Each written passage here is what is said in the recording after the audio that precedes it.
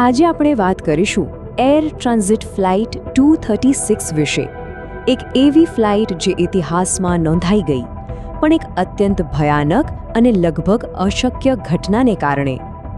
જરા વિચારો, ગાઢ અંધારી રાત છે, તમે એટલાન્ટિક મહાસાગરની ઉપર હજારો ફૂટની ઊંચાઈએ છો અને અચાનક 200 ટન વજનનું આખું વિમાન એકદમ શાંત થઈ જાય છે, એક વિશાળ ગ્લાઇડરની જેમ. નીચે કાળો સમુદ્ર અને ઉપર અનંત અંધારું.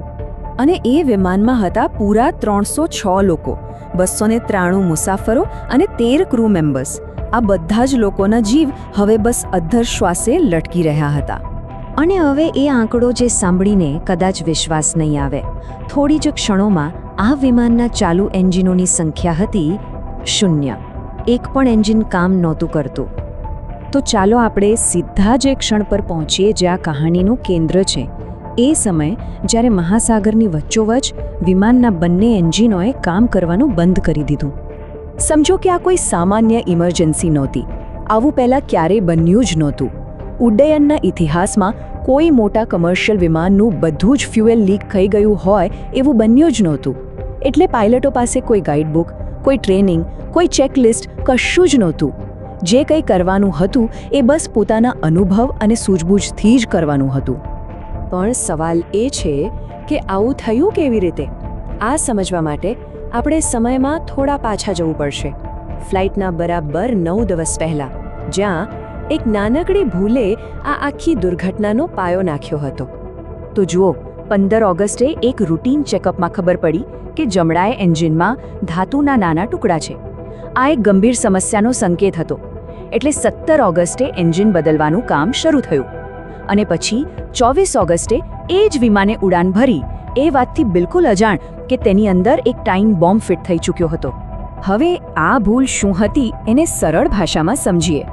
ધારો કે તમારા ફોનનું ચાર્જર બગડી ગયું અને તમે બીજું ચાર્જર લગાવ્યો. એ દેખાવમાં એકદમ સરખું છે, પણ અંદરની વાયરિંગ અલગ છે. અહીંયા બરાબર એવું જ થયું. જે નવું એન્જિન લગાવ્યું એ જૂની ડિઝાઇનનું હતું, જ્યારે વિમાનની સિસ્ટમ નવી ડિઝાઇન પ્રમાણે હતી. પરિણામ, બે બહુ જ મહત્વની પાઇપો, એક ફ્યુલની અને એક હાઇડ્રોલિક ફ્લુઇડની, એકબીજા સાથે ઘસાવા લાગી. તો સવાલ એ થાય કે આટલી મોટી ભૂલ કોઈના ધ્યાનમાં કેમ ના આવી?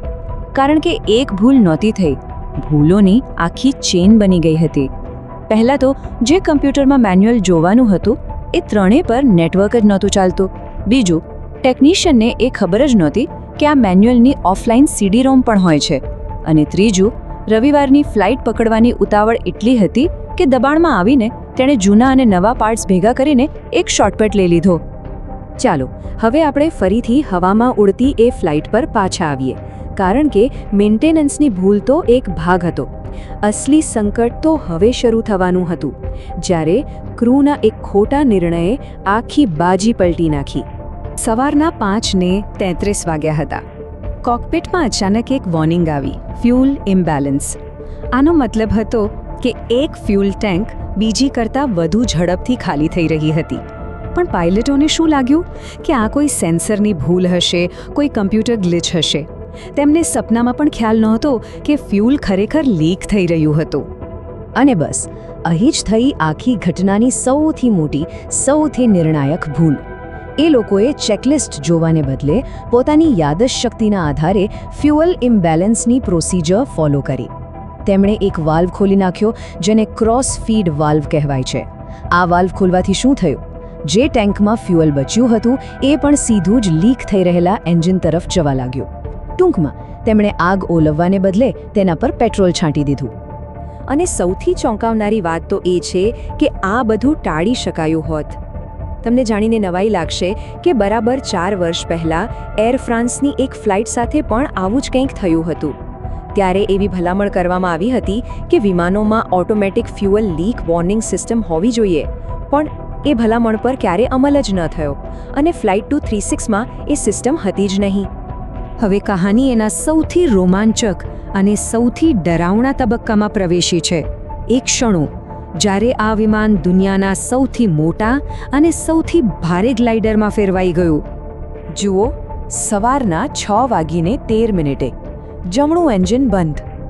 પછી બરાબર 13 મિનિટ પછી 6:26 ડાબું એન્જિન પણ બંધ. વિમાનમાં એકદમ સોપો પડી ગયો. બધી લાઇટો બંધ, એન્જિનનો અવાજ બંધ, બસ પવનનો સુસવાટો. એક નાનકડી ઇમરજન્સી ટર્બાઇન, જેને RAT કહે છે, એ ખુલી ગઈ અને થોડોક પાવર આપવા લાગી. પણ એ સિવાય 306 લોકોની જિંદગી હવે માત્ર 2 જ વસ્તુ પર ટકેલી હતી: ગુરુત્વાકર્ષણ અને પાયલટની આવડત. એ પછી જે થયું એ ઉડ્ડયનના ઇતિહાસમાં એક રેકોર્ડ બની ગયું. આ વિમાન લગભગ 19 મિનિટ સુધી એક પણ એન્જિન વગર હવામાં સરકતું રહ્યું. પૂરી 19 મિનિટ. અને આ 19 મિનિટમાં કેટલું અંતર કાપ્યું હશે? પૂરા 144 કિલોમીટર, એ પણ એન્જિન વગર. આ એક અવિશ્વસનીય વાત હતી. અને હવે સૌથી મોટો પડકાર: પાવર વગર તમે વિમાનને ફરીથી હવામાં ઉપર ના લઈ જઈ શકો. મતલબ કે લેન્ડિંગ માટે એમની પાસે માત્ર એક જ ચાન્સ હતો, બસ એક. આ તરફ કોકપિટમાં આ બધું ચાલી રહ્યું હતું, તો બીજી તરફ કેબિનની અંદરનો માહોલ કેવો હશે? ત્યાં તો ભય અને અંધારું હતું. ક્રૂ મેમ્બર્સે લોકોને દરિયામાં ઇમરજન્સી લેન્ડિંગ માટે તૈયાર રહેવા કહી દીધું હતું. કોઈ પ્રાર્થના કરી રહ્યું હતું, કોઈ રડી રહ્યું હતું. લોકો એકબીજાને છેલ્લી વાર મળી રહ્યા હતા. બધા બસ એક ચમત્કારની રાહ જોઈ રહ્યા હતા. પણ એ ચમત્કાર થયો. તો ચાલો હવે વાત કરીએ એ અશક્ય લેન્ડિંગની. અને એ પછી શું થયું, અને આખી દુનિયાને આ ઘટનામાંથી શું શીખવા મળ્યું. સવારના 6:45 ફ્લાઇટ 236 એઝોર્સના લાજસ એરબેઝ પર ધડાકાભેર લેન્ડ થઈ. સ્પીડ એટલી વધારે હતી કે લગભગ 8 ટાયર ફાટી ગયા. પણ સૌથી મહત્વની વાત એ હતી કે વિમાન ઊભું રહ્યું, અને એમાં સવાર તમામ 306 લોકો એકદમ સુરક્ષિત હતા. તો આખરે આ બધું થયું કેમ? કોઈ એક કારણ નહોતું. ભૂલોની એક આખી લાઈન લાગી હતી. ખોટો પાર્ટ્સ, એક્સેસ ના થઈ શકે એવું મેન્યુઅલ, યાદશક્તિના આધારે લેવાયેલો ખોટો નિર્ણય, અને એક એવી વોર્નિંગ સિસ્ટમ જે ત્યાં હતી જ નહીં. આ બધું ભેગું થયું. અને હા, આ કહાનીમાં એક બીજો પણ વળાંક છે. જે કેપ્ટને આ અશક્ય કામ કરી બતાવ્યું, કેપ્ટન રોબર્ટ પીશે, એમને ગ્લાઇડર ઉડાડવાનો બહોળો અનુભવ હતો, જે અહીં કામ લાગ્યો. પણ એમનો ભૂતકાળ પણ એટલો જ નાટકીય હતો. તે ડ્રગ સ્મગલિંગના કેસમાં જેલની સજા પણ કાપી ચૂક્યા હતા. આ આખી ઘટના આપણને એક બહુ મોટો સવાલ પૂછે છે કે એક મોટી દુર્ઘટના અને એક મોટા ચમત્કાર વચ્ચે કેટલો અંતર હોય છે. કદાચ જવાબ એ છે કે જ્યારે નાની નાની ભૂલોની ચેઇન બને છે, ત્યારે ચેઇનની છેલ્લી કડી તૂટે છે કે જોડાયેલી રહે છે, તેના પર બધો આધાર છે.